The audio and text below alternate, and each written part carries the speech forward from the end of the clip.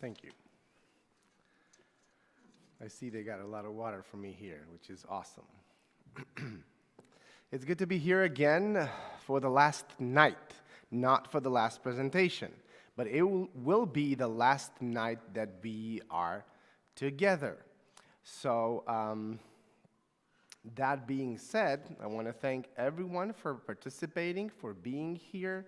There are some viewers who were here night after night, very faithful in their presence here to support the speaker, which happens to be myself, but thank you very much on a personal note. I want to thank the tech team and everyone else who has been involved in the production of this series. It has been a series with a lot of information for some of you. It has been a series that not everybody agreed with.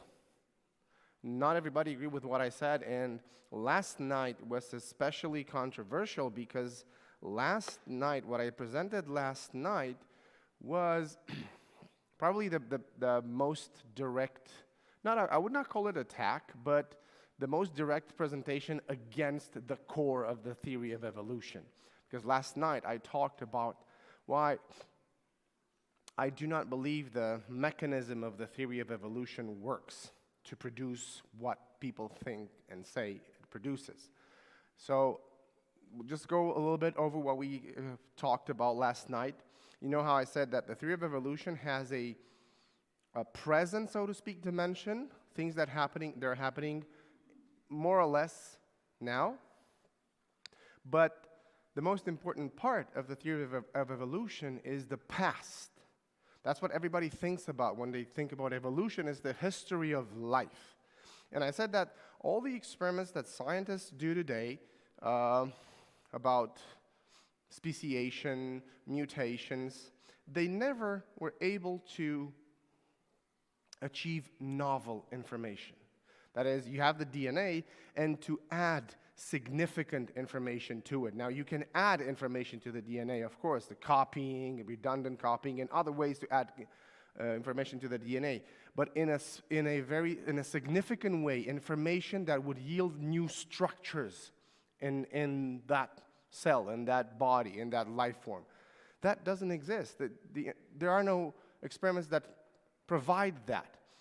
All the microevolution that we see, and we see microevolution, we see species appearing, we see organisms changing,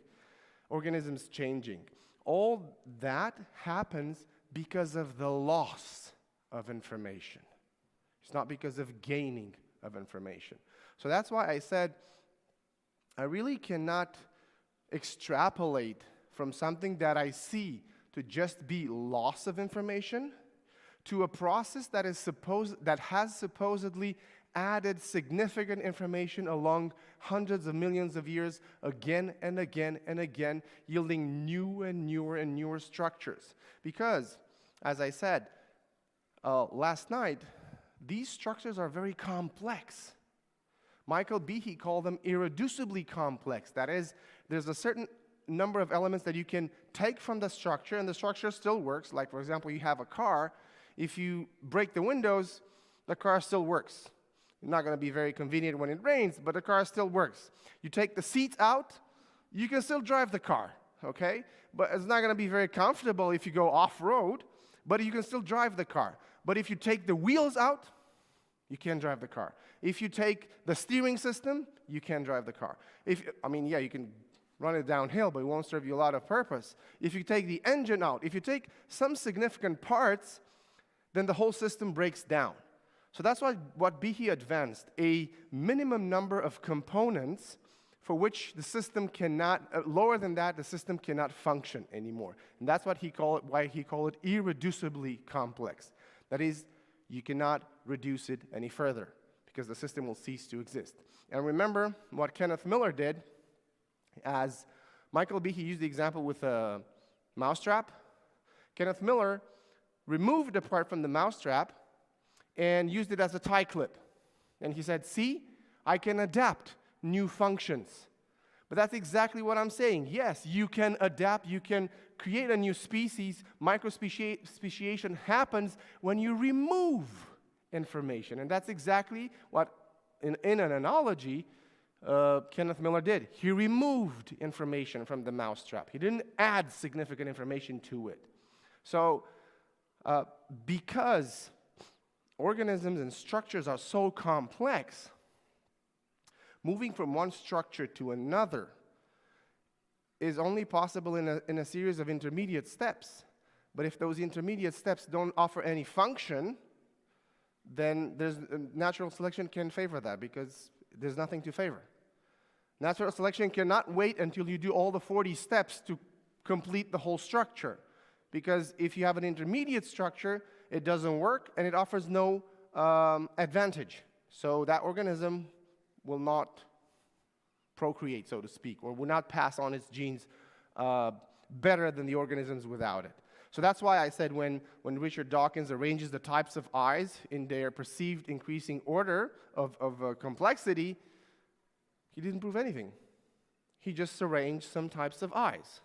He didn't prove that one particular type of eye evolved into a particular type of eye. Because that step, which for an untrained eye would seem like the step from 1 to 2, it's actually like the step from 0 to 1,000. Of course, it's an analogy. It can be more, it can be less. But it's not just one step. It's 1,000 steps that you have to take from one level to another. So simply arranging things doesn't prove they evolved.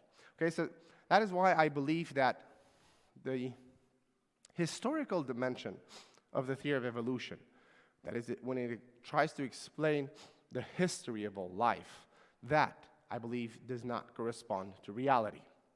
Now, the problem is, one might get the idea that when scientists believe in the theory of evolution, they're delusional.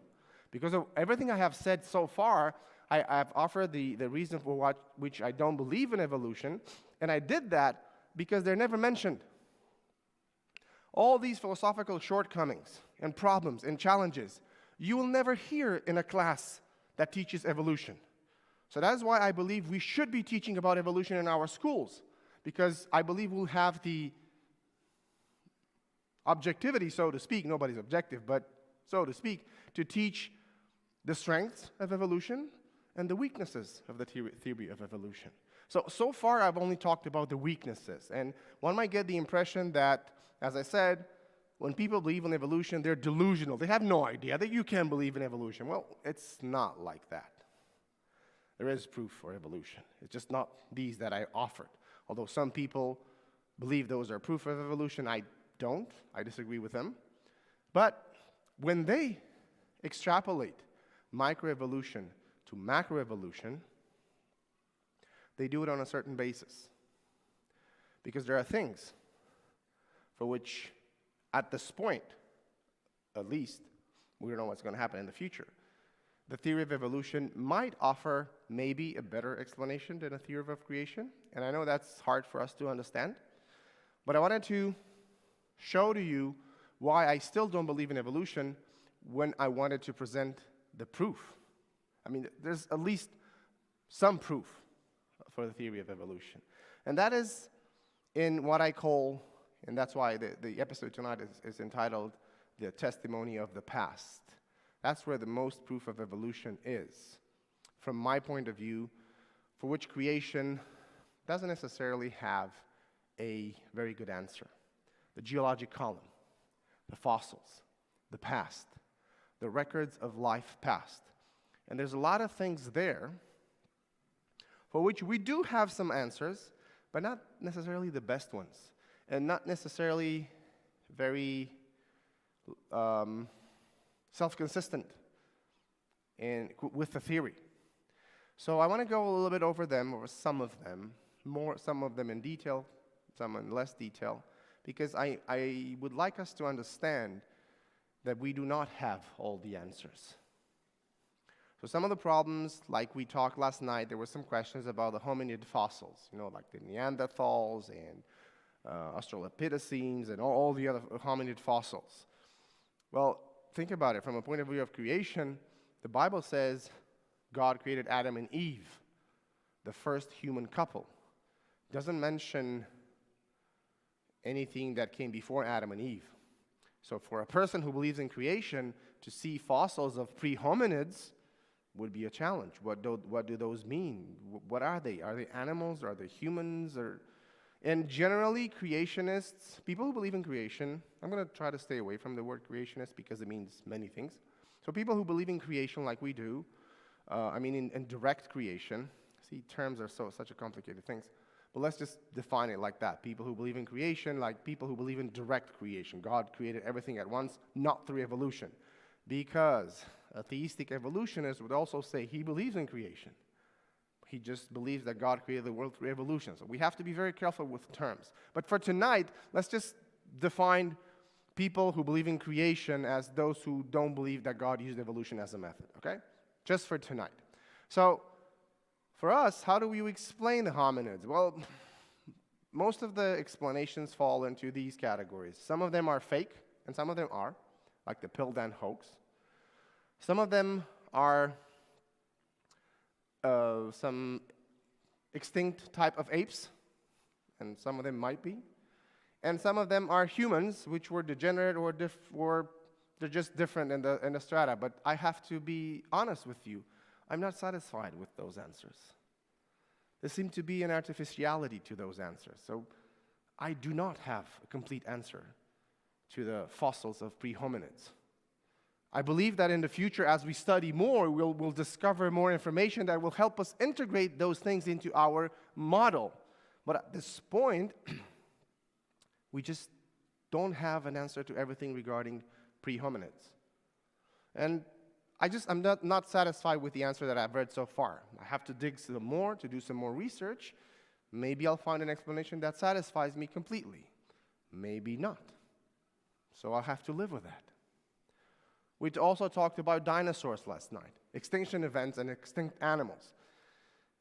In the geologic column, we seem to see several extinction events, like, for example, the asteroid that hit, I think it was the Yucatan Peninsula here, Mexico, and created that crater, and that people say that is the asteroid hit that killed the dinosaurs 70 million years ago. That's the interpretation. And the dating in the strata seems to support it. So how do you deal with that? How do you integrate that into our model of creation, which presupposes that God created all life at once? We don't have a very good one. Some people mentioned the flood, and maybe there were asteroids hitting during the flood, but how can you prove that? So we still have to be working on that. Regarding the dinosaurs, we discussed last night, we mentioned a little bit, maybe God just decided not to take them on the ark anymore. Maybe they were taken on the ark and they didn't survive after the flood. But this is just conjecture. We don't know. So again, we have to study further.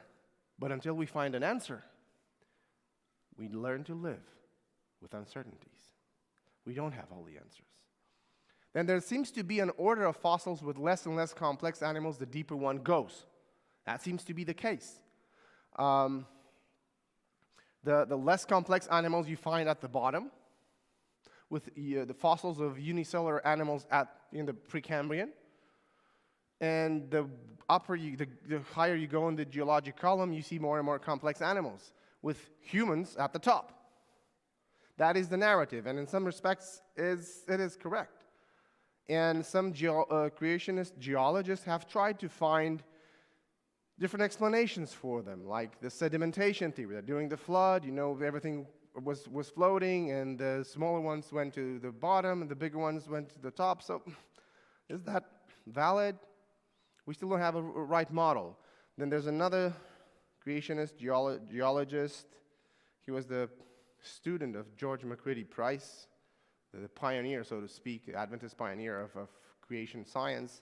I forgot his name. He came with a theory, ecological zonation. That's what it's called, where different animals were located into different altitudes, and they were buried according to that altitude. But that doesn't work really well either.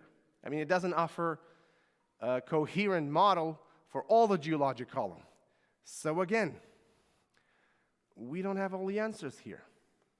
Again, we need to learn to live with uncertainties.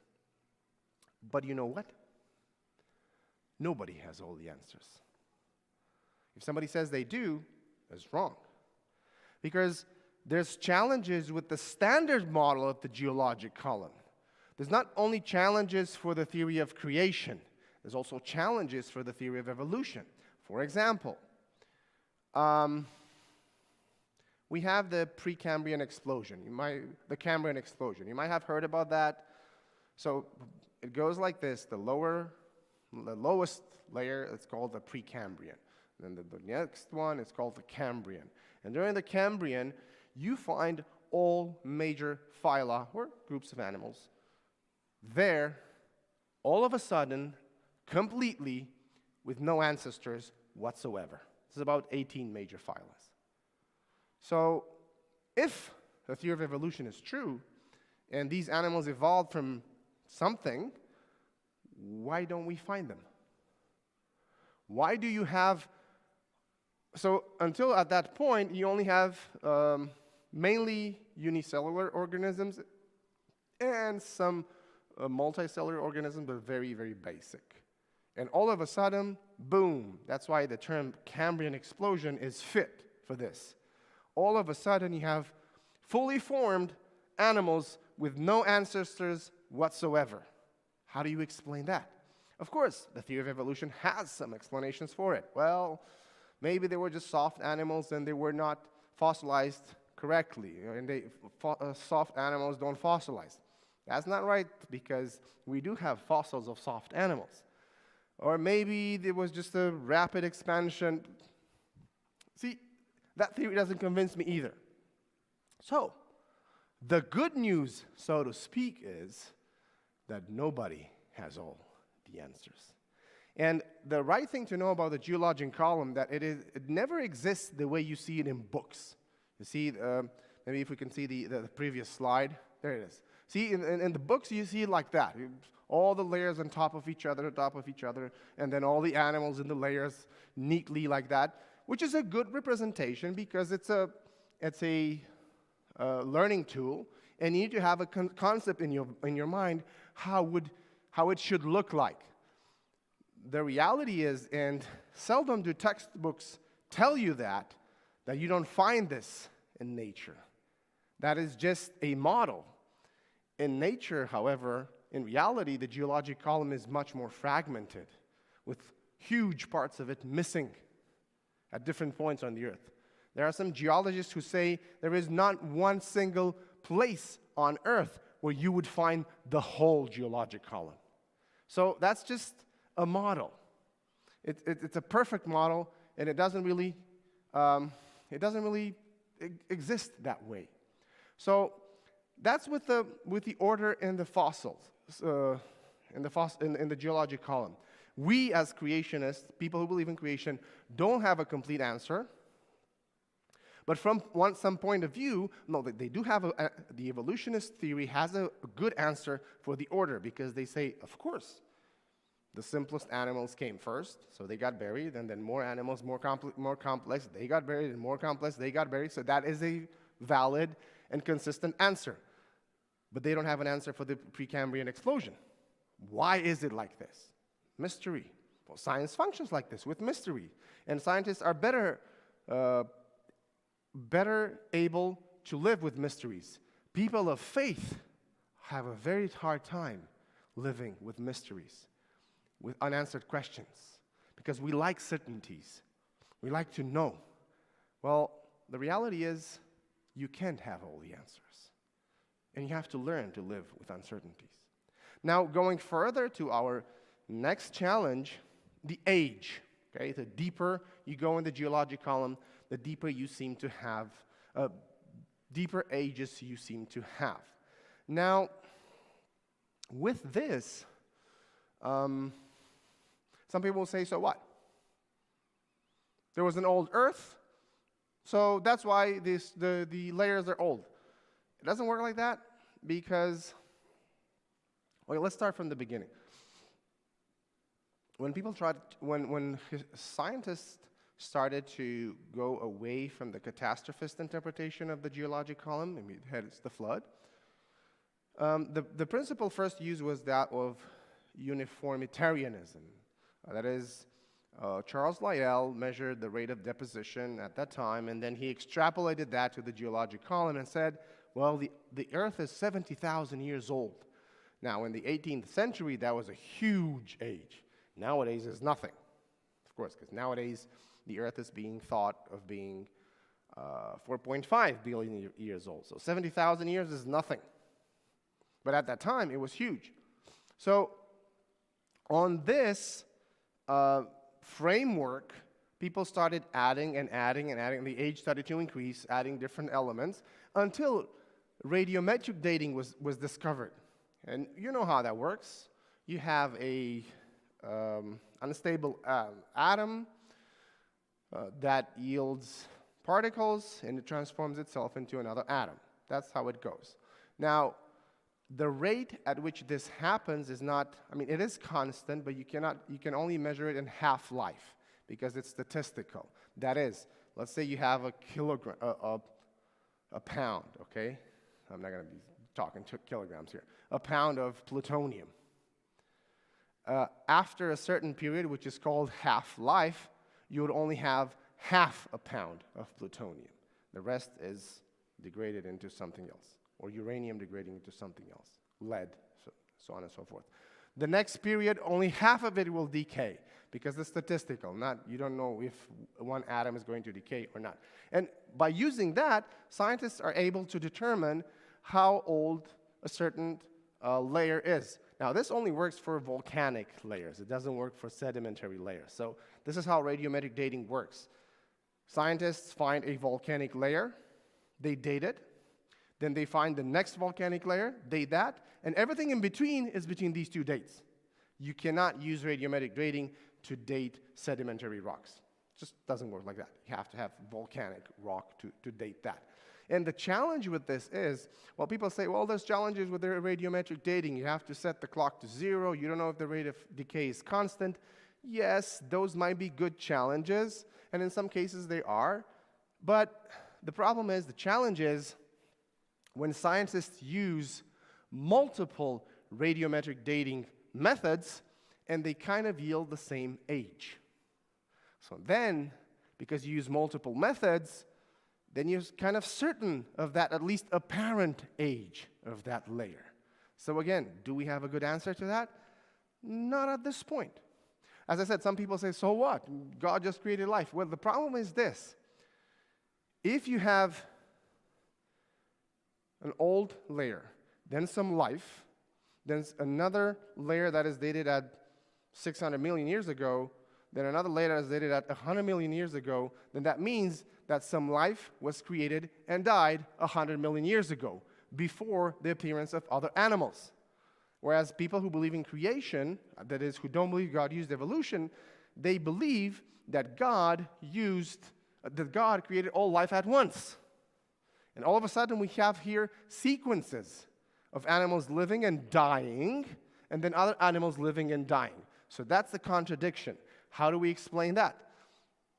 We don't have a really good explanation at this point. However, a couple of things that we need to remember. First of all, we need not be dogmatic about 6,000 years. Okay, so we have to be very careful with that, because the Bible never teaches that God created something 6,000 years ago. That's not in the Bible. You don't find a verse who says, lo and behold, thus says the Lord, 6,000 years ago I have created. It doesn't exist. Okay? When people started to calculate that, they just put together the life of the patriarchs with some dating of the Exodus and all of that, and they just came up with a number, which can be true or not, because that's not a teaching of the Bible. So for people of faith, you see, in this presentations, I often change frame of references. I talk for the people of faith, for which the Bible is an authority, and then I talk to people who don't regard Bible as an authority. And I don't always mention when I'm moving from one frame to another. So you have to figure it out when I'm moving from a frame to another. So now, because I'm talking to people of faith who believe the Bible is inspired, you see, this is not the message of the Bible. The Bible doesn't have the age of the earth as a message in which God wanted to teach us how old the earth is. That's not a message anywhere. It doesn't matter for faith. That's just an incidental information in the Bible. So sometimes incidental information might correspond to the reality at that time, but not necessarily to the reality of our time. Like I mentioned with the stopping of the sun for Joshua. Okay, that's not the message of the Bible, that the sun was stopped. Some people today believe that the earth is flat and that the sun revolves around the earth or above the earth because the Bible says so, because the Bible teaches so. The Bible doesn't teach that. It just mentions it incidentally. And whenever a piece of information is mentioned incidentally in the Bible, it mainly corresponds to their understanding of reality. That's not the message of the Bible. So we need to be very careful not to be dogmatic about 6,000 years. And the problem is you have three major versions of the Old Testament: the Masoretic text in Hebrew, the Syriac, and the Septuagint. And all three of them would have different dates for the earth. Which one is true? We have no means of determining which one of them was the original numbers. Have no clue regarding that. So we better not be dogmatic. We can say it's fairly recent.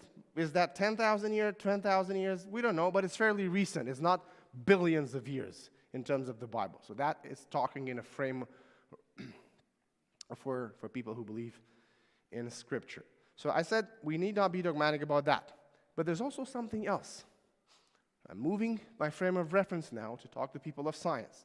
I don't have to have the Bible as inspired in this framework. There's evidence for a rapid deposition of the geologic column. You see how I said that there seems to be evidence of old layers in the geologic column, as if the geologic column was deposited slowly, layer by layer, and millions of years. Now, moving our frame of reference from the Bible to the science, and not even using the flood or everything you find in the Bible, you find data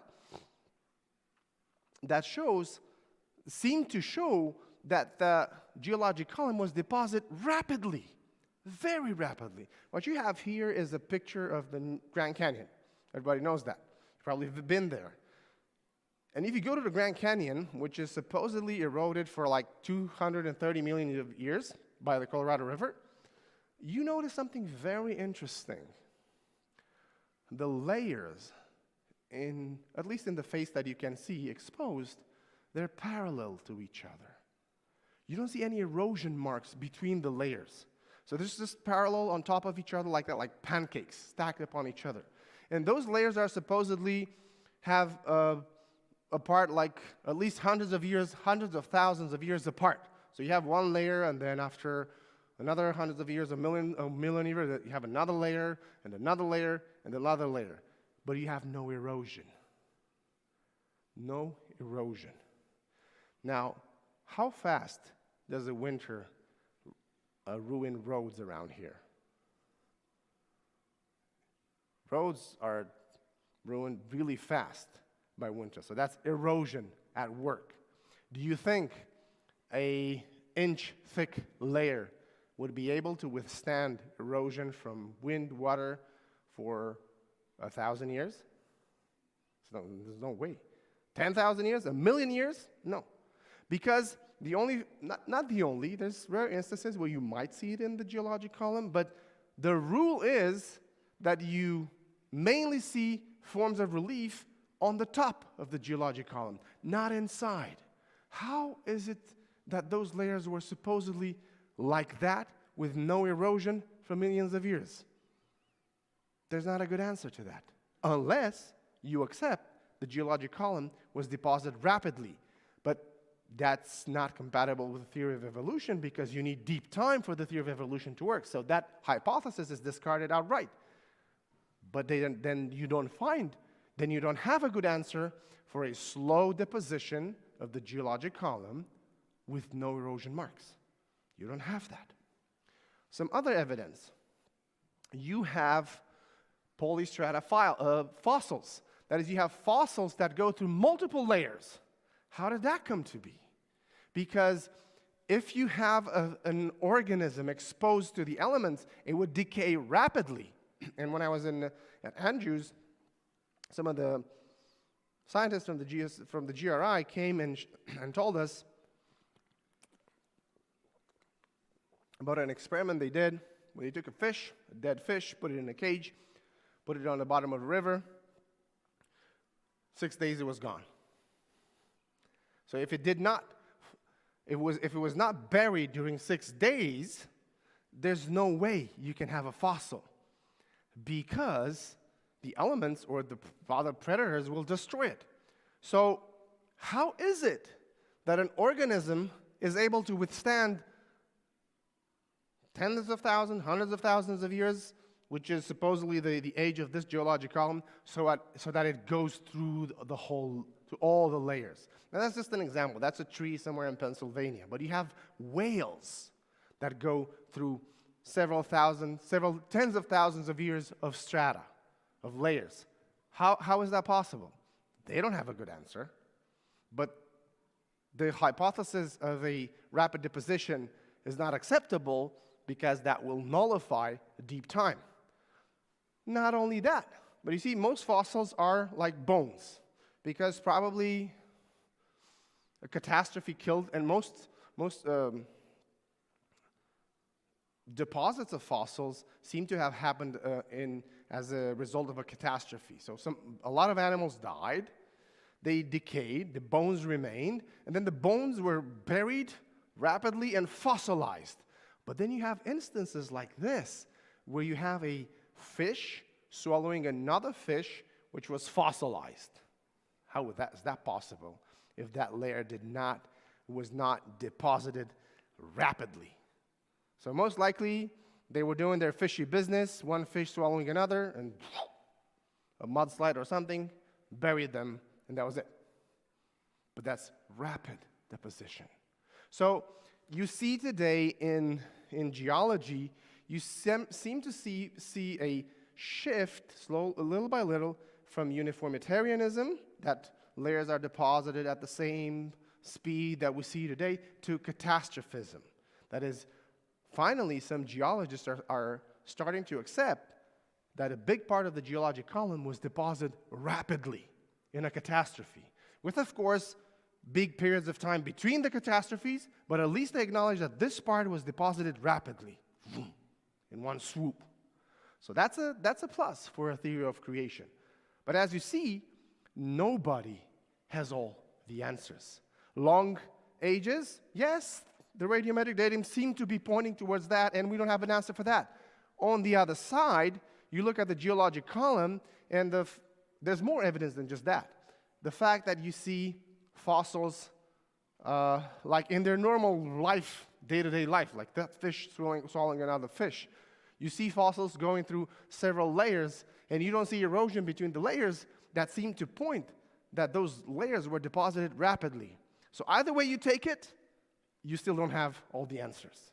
So you have to learn to live with it. If we go further, and with this, we're probably going to end tonight. So we talked about the fact that we don't have all the answers for fossil hominids. We don't have all the answers for extinct animals. We don't have good answers for the seeming transition from simple to complex in the geologic column.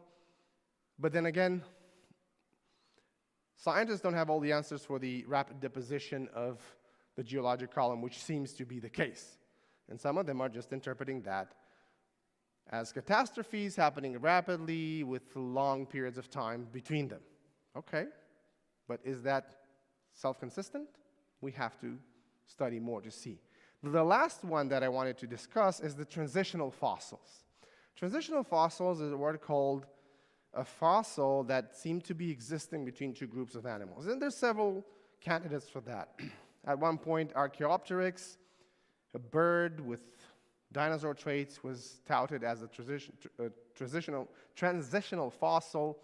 Nowadays, most paleontologists just regard it as a bird, a very crazy and special bird, but it was a bird nonetheless. But there are other candidates, like therapsids, Therapsids is a class of animals that seem to have characteristics from, yeah, they're reptiles with mammals characteristics. And so the traditional theory of evolution says that mammals came from reptiles, or at least from a common ancestor. So the fact of finding a reptile with some mammals, with some mammal characteristics or traits, is a good example of a transitional fossil between the two groups, and they say, see, proof of evolution. Okay, it can be, and from that point of view, we, as people who believe in creation, maybe don't have a good answer. There are answers to it. Some people just, people who believe in creation just claim it's not a transitional fossil, it's just an animal on its own. And there seems to be some philosophical challenges with this concept of transitional. And that's just my interpretation, which I might be wrong, but why does it have to be transitional? Why is there such a concept as a transition? Why are there groups? Why isn't there like a continuum of animals which you cannot distinguish between, since evolution is just supposed to transform one group into another? Why is there stability with the group and not within the groups? So this is just philosophical questions that I'm asking regarding this, but you don't have to put too much input on that. However,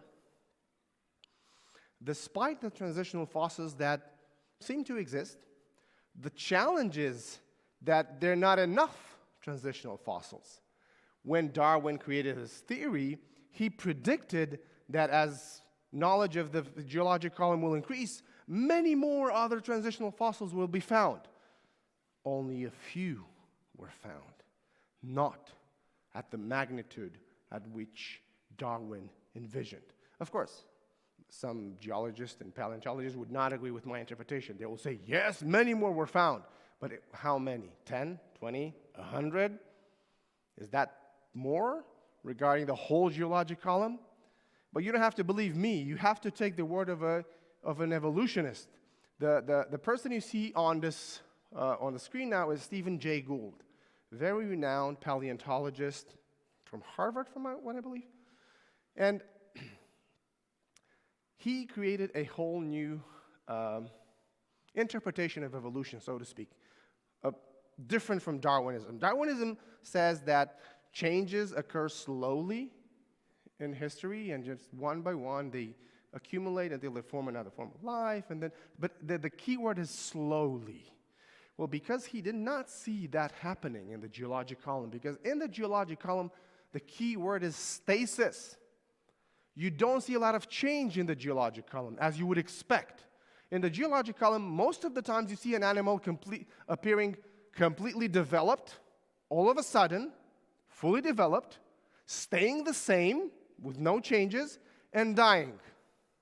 That's the rule in the geologic column. Of course, you have exceptions, as we said.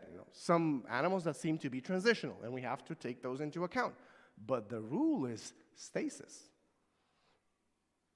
So how do you account for that from a Darwinian point of view? Stephen Jay Gould did not like the Darwinian explanation, and he came up with another interpretation, which is called punctuated equilibria. A big term, I know. But what did he envision? He said that for most of the times, there's equilibrium, no change happening, and all of a sudden, change happened rapidly. Well, rapidly from a geologic point of view would be like tens of thousands of years. Okay, that would be rapidly. And then those changes happen rapidly, and then again, another equilibrium for 100,000 more years or so, something like that. You understand, yes? Why did he envision such an interpretation of evolution? Because he did not see enough transitional forms, and because he didn't see enough change in the geologic column, and because stasis is the key word of the geologic column. But I always like to joke about this, and it's just a joke, don't take it too seriously. His theory is like that joke when let me see how I put it. A Romanian, an American, and whatever you want to find it. Well, who else? A Mexican, since you mentioned Mexicans yesterday. They're all bragging about their ancestors, and the American says, oh, my ancestors were so smart. We dug in the earth and we found copper. So that means that the Native Americans were using the telegraph to communicate. Along comes the Mexican and says, nah, this is nothing compared to what I have. My archaeologists made some digging, and they found out that the Mayans they found some shards of glass. So that means the Mayans were using fiber optics to communicate. Along comes the Romanian, of course, and he says, you guys don't know anything. Our archaeologists did some digging. They didn't find anything. So that means our ancestors were using wireless to communicate. You see, it's like you don't find the evidence of evolution, so that must be the proof of evolution. Okay, maybe, but it's a bit stretched out. I mean, Stephen Jay Gould is famous for this, and a lot of scientists take this seriously, and it can be a possible explanation. But it's just, at this point, it's just a very thin explanation. You don't find the evidence of evolution, so then you say evolution happens so rapidly that it cannot fossilize the transitional forms. I'm not very satisfied with that interpretation.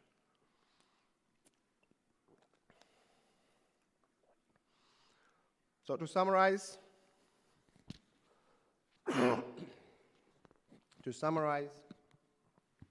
for tonight, we need to learn to live with uncertainties. We need to do that. We will never have answers to some of our questions. And we need to not give up, of course. When I say that, it doesn't mean, fatality, no. We need to learn more, but until we learn more, there's some answers that we will not have. Secondly, creationists don't have good answers for some issues regarding old age of life, transitional fossils, hominid fossils, etc. However, I believe that people who believe in creation have very solid evidence from life today that only an intelligence can create life. Natural processes are not capable of creating life. So when I believe in creation the way I believe is I'm basing my faith on the fact that only intelligence can create information. Only intelligence can cross the threshold from non-life to life. And only intelligence is capable of creating such complex organisms. Natural processes are not able to do that. So being based on that, I then put my faith in the future of research to answer these questions. Evolutionists don't have all the answers regarding the mechanisms of evolution, I would say. If they're honest, they realize natural selection, mutation, and all the other minor processes that we didn't discuss, they're not capable of creating information. They're not capable of creating life. They're not capable of advancing life. However, or they don't have, they don't have answers on the matter of the rapid deposition of the geologic column. However, they have on their side the history of the geologic column, which seems to point a gradual development of life throughout history. That's a valid interpretation. That is the strength of evolution, the geologic column, the fossils, the way they're arranged, deep time. Those are strengths of evolution. So when they make their interpretations, they're based on that. They say, maybe we don't have the answers for the mechanism of evolution, but we have the record of history. The record of history shows that there is evolution, so now we just have to work to find the mechanism. Which one is more plausible? I believe it's mine. I believe mine is more plausible. People who believe in evolution believe theirs is more probable. That's why we need not be dogmatic. And tomorrow, I want us to find a way to accept one another. So I'll talk tomorrow at the end of my presentation on how to accept one another, irrespective of our beliefs, because we cannot be dogmatic about it. And tomorrow I'll talk a little bit about why, you see, so far I've been talking about creation, evolution. I have not talked a lot about a method that marries the two, the theistic evolution or evolutionary creation, although this is what I'm studying for my dissertation. I'll talk tomorrow a little bit about it, why I don't really believe that is a good answer to the dilemma, and in the same time, why we should always be polite and accepting of one another and find a place for everyone in this church, irrespective of their belief regarding creation, and to be a big family that helps one another. And whenever we have discussions regarding this, we do that calmly, okay, with deference, one towards another, and with love. But for that, come tomorrow and we'll talk about it. Thank you very much.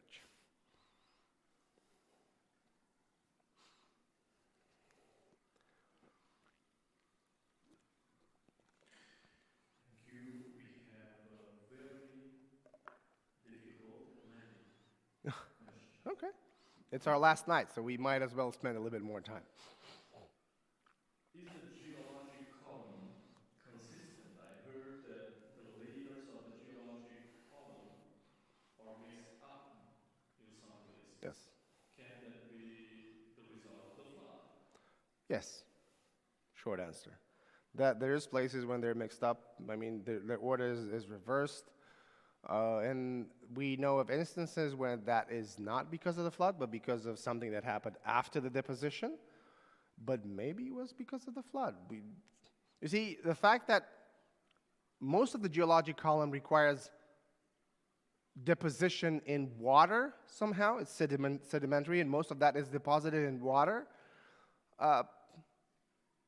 could point towards the fact that this was all like a global ocean, so maybe it's compatible with the flood, but it's not proof of the flood. So we have to be very careful in distinguishing if something is compatible with our model or if it is a proof of our model. And I wouldn't say this is a proof of our model, but it is compatible. So it is a gentle nudging in that direction, but in the same time, it's compatible with the theory of evolution. Short answer, yes. Long answer, you've just heard it. All right. Next question, similar. Can situations like the fish swallowing another fish in the geologic column possibly be explained by the flood? Of course, but as I said, when you say by the flood, do you mean the biblical flood? It doesn't have to be the biblical flood. It's compatible with the biblical flood, but it could just be a mudslide, underwater mudslide, and that happens even now. So that's why I said we need to be careful when something is not proof of evolution, of creation, but is compatible with the creation model. The simple fact that we have a fish swallowing other fish and that fossilized does not prove the biblical flood. But it offers one of the small proofs that seems to weigh the scale down in our favor, so to speak. Can it be that the dating methods are messed up by apparent age of beings in the past? I'm not sure what apparent age of beings in the past would mean. Again, we have to be careful how we phrase this according to the framework in which we work. If we're talking about theists, then we can mention the Bible. If we're not talking with theists, then we have to frame our question in a way in which it doesn't bring the Bible as a source of authority. So if you want to say that in the past people lived longer and were taller and they seemed older, that's already a faith assumption with which people who don't believe in the Bible, which they don't share. So again, we have to be very careful on our framework. But that nonetheless, radiometric dating has many challenges. You first have to be certain that you discount the daughter isotope altogether so that it doesn't mess up your calculations. Then you have to be very certain that the rate of decay is constant. And for now, we know it is constant, but we don't know enough about radioactivity to see if maybe there's something that happened in the past that maybe it made it happen faster or slower. So we don't know enough. At this point, we think it's constant, but it might not be. And the third thing you have to take into consideration with the radiometric dating is contamination. If at one point some of the parent element was washed away or added, or if the daughter element was washed away or added.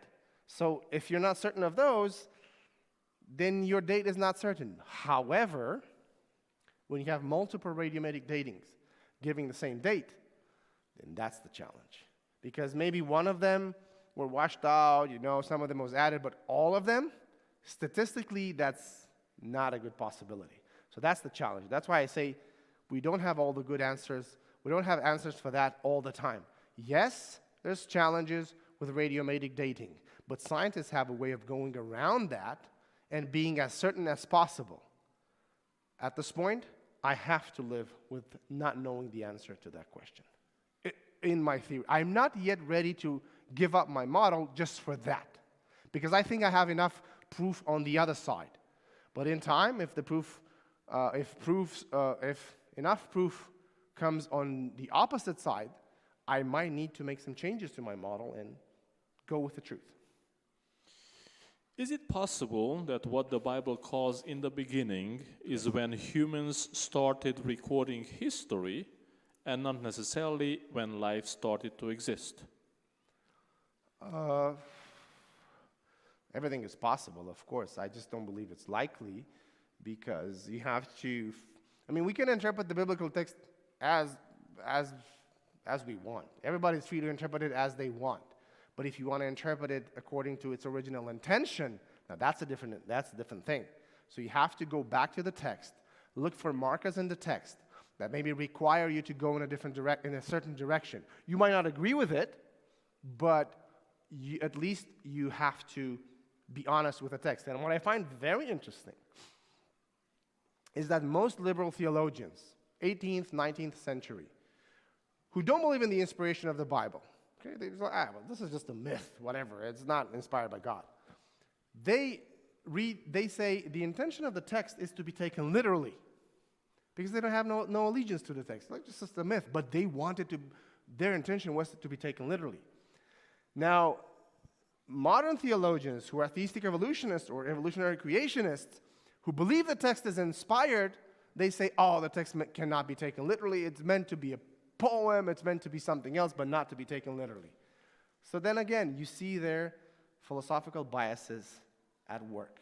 People decide which way to go according to their biases instead of actually going to the text and being faithful to the text and seeing from the text how it requires to be interpreted. So I don't think that should be the case, because in the beginning, that's a very strong way of saying at the beginning of all things. So yeah, it's a possible interpretation, but I don't think it's likely. Why don't we find evidence of antediluvian people or civilizations, such as structures, tools, art, etc., yet we find many strange dinosaurs? Why aren't we finding lions and elks and elephants and whatever was not taken in the ark, but groups of 7 and 2 were? Well, let's go back to the second question after I answer Why the first one. aren't we After I've answered the first one. Okay. Let's go for the first one. So we talked a bit last night about this. Humans, there's not a lot of human fossils, and there's several reasons for that. Some sociological first, because humans would try to escape whatever danger they face, and they're very good at doing so. So as opposed to animals who are doing that just by instinct. But humans devise all kinds of things of escaping disasters. Secondly, even if some human artifacts or human bones were to be found with dinosaurs, so to speak, or in coal layers, and there seem to be some claims, but I have not been able to verify them, that there were some human artifacts found in the coal layers here in Pennsylvania, but I have not able to verify that. This is a claim. To verify it, it's a different thing, so I didn't use that. So even if something like that were to be found, there would be, the immediate explanation would be contamination. So, because in the mind of an evolutionist, there's no question that that cannot be true. And if you find it there, then it must be contaminated. So maybe it doesn't get reported, maybe it gets interpreted as something else, because paleontology is a very difficult science, and it requires a greater degree of interpretation and subjectivity, and it's very, very difficult to be a good paleontologist. So even paleontologists themselves acknowledge that some of what they say is more conjecture, because you just have, it's very difficult to do this science, because you don't have a lot of data, so you have to fill out the gaps. So that's why I believe That's the reason why we don't find. Now, if you were to find a complete human skeleton, that would be very difficult to ignore. If you were to find a complete human skeleton along with a skeleton of a dinosaur, that would be very difficult to ignore. Maybe, who knows, in the future. Go dig for some dinosaurs, maybe you can find them. Why aren't we finding lions and elks and elephants and whatever was not taken in the ark? I don't know exactly what I don't the understand the question. Is about, because it says, Yeah, let me see. why aren't we finding lions, elks, and elephants and whatever was not taken in the ark, but groups of 7 and 2 were? Well, there was definitely elephants taken on the ark because we have them. So again, see here, we're moving frame of reference. Now we're talking to people of faith, and now we accept the biblical narrative of the flood as being true. So we have to understand these changes of presuppositions that we do when we answer these questions. So I don't want to say this every time. If the flood narrative were true, but we, at least some of us, and I believe it's true, then I believe that elephants were on the ark, lions were on the ark, and of course we find fossils of that too throughout the geologic column, but they're just more recent animals. See, again, moving the frame of reference. In the theory of evolution, they're very recent animals. So the recent they are, the less chances they have of being fossilized, as opposed to animals being very old, which they would have chances at every stage in the geologic column to get fossilized. I don't know. Maybe we answered it, maybe we didn't. I think as a point of clarification, the person that sent the previous question says, you only took 7 pairs of elephants. Elephants? No. Is that all there were? Oh, no, there were not all of that. I mean, first of all, they didn't take elephants. They didn't take elephants. They took clean animals. Yeah, sure. So, what was clean? The Bible doesn't say at that point, but it somehow alludes to the classification in the book of Leviticus. Maybe just God explained to Noah, these are the clean animals, and take 7. And then God sent to Noah 1 pair of the other animals. And of the clean animals, maybe God sent them too. Obviously, they were sent for food. Yes, that's why he took 7. Obviously, I think it's logical to assume that. Were taken. Or sacrifices. Or sacrifices, but at least some food, That's why you see, take 7 so that you can have at least 1 pair that will be able to continue the lineage. Let's move to the next one, because time is flying. Yes. You repeatedly said don't be dogmatic on the 6,000 years. But you said you're also speaking to the community of faith and to the community of science. For the community of faith, it's important that Ellen White repeatedly mentions 6,000 years. How do you deal with that? Very simply. Ellen White says several things about 6,000 years. At one point she says more than 6,000 years. At one point says less than 6,000 years. At one point says approximately 6,000 years. So she was all over the place, which for me shows that's not God's intention to show through his prophet what the age of the earth is. But in her mind, 6,000 years is synonym to creation. Or whenever she was using this idiom for 6,000 years is a synonym to since the beginning of the world. Because if you look at the context, there's never the intention of the text in that passage to give us the information of how old the earth is. So it's not 6,000 years counted.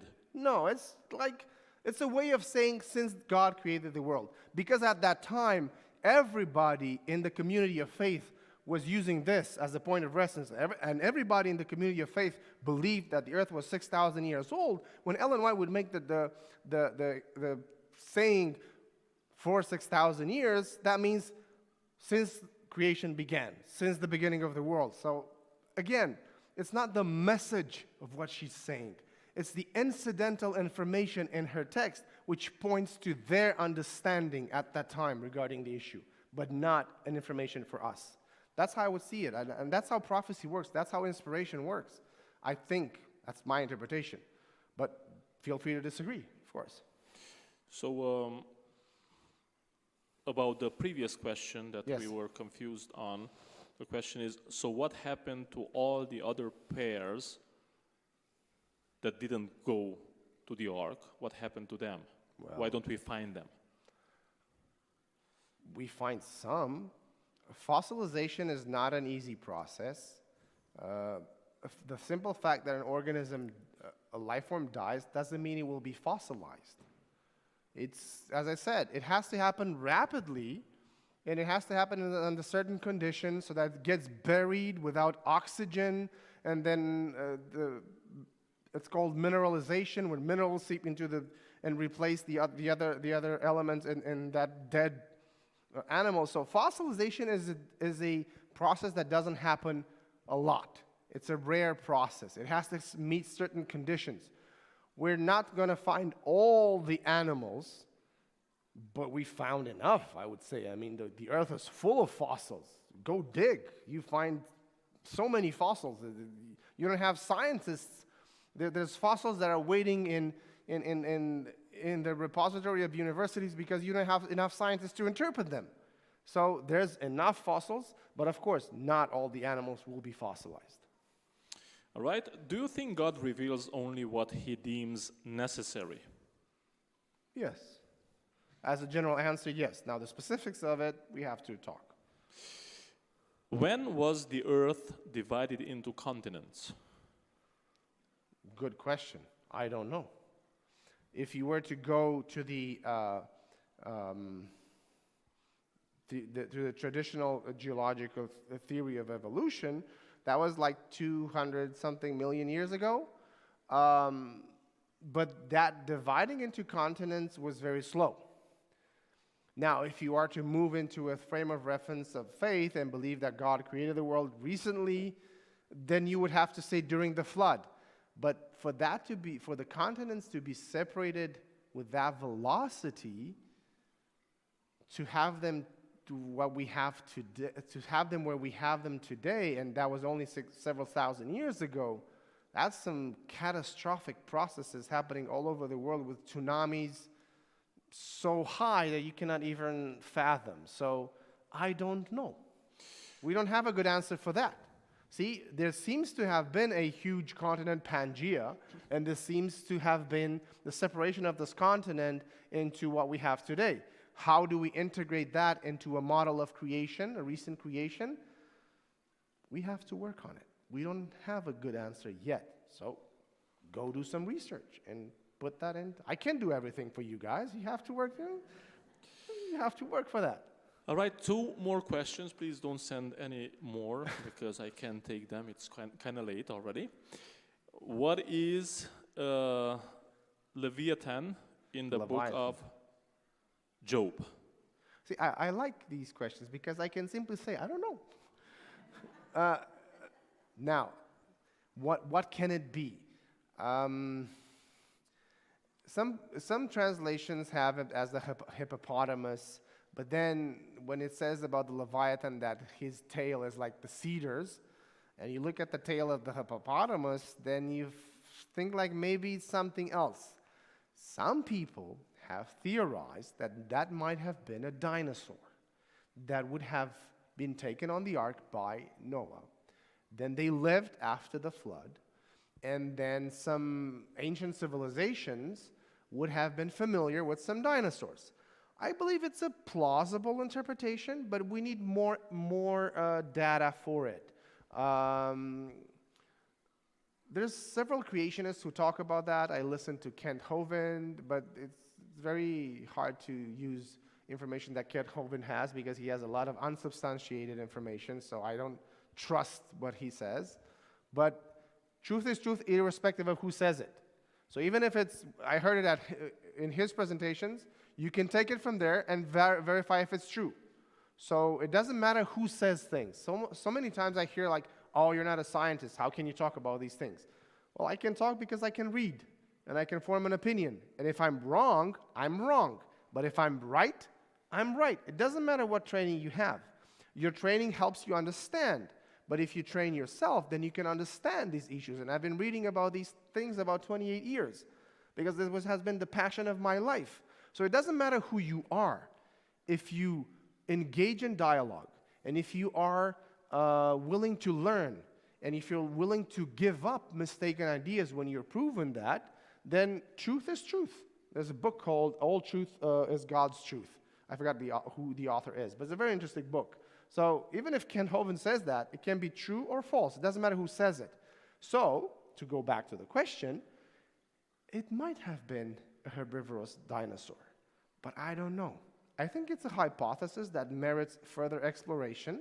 And then Kent Hovind said that there's all mythologies that seems to be drawing like brontosaurs, and then you have dragons in so many histories of people. So maybe, but further research is needed on that. The last one. Yes. Aren't oil deposits formed from the animals buried? Yes. All right. So Thank that's you the only so question? much. Yes. I want to talk about that a little bit further. Two things. First of all, oil. So tar comes from oil, and you see Noah painting his boat with tar. That's what the biblical text says. And some people say, how could it be like that, tar? Because tar is supposedly formed from oil, which is supposedly from dead organism from the flood, but you have that before the flood. It's just a matter of translation. That word could also mean resin, trees resin. So it doesn't necessarily mean tar. It can mean, but it can also mean trees resin. That's the first thing. And the second thing is, many people believe that you need a lot of time to form oil and gas. And that is correct. However, if you have a lot of pressure and increase in temperature, it has been proven that oil and gas can form much more rapidly. So it isn't the time frame that you have from the flood till today is enough to have oil and gas formed. You don't need tens of thousands and hundreds of thousands of years to have oil and gas formed. It can form rapidly under certain conditions of temperature and pressure. All right, thank you so much. Thank you for your patience. I know this was a lot, yes. And the final presentation will be tomorrow. At 11 o'clock. Let's close now with prayer. Let's pray, and call it a night. Our Heavenly Father, we thank you. We thank you for the fact that we can worship you looking at the past and looking at all the wonderful things you have made. But Lord, we feel uneasy and uncomfortable when we don't have all the answers to all our questions. We pray that you give us the wisdom and the emotional intelligence to know how to deal with uncertainties. We know that there might be questions that we're never going to have an answer for. Keep us searchers for the truth and help us dig for answers and to find more answers. And maybe instead of answers, we find more questions, but be there with us and help us continue on our journey towards truth, because your truth sets us free. Bless the people that were here tonight. Bless those that were watching through internet, and help us join again tomorrow on Sabbath to worship you and find out more things about you. In Jesus Christ's name we prayed. Amen. Amen. Thank you. Good night, everybody. Don't forget that we have refreshments at the entrance. So let's enjoy a few minutes of fellowship. See you tomorrow.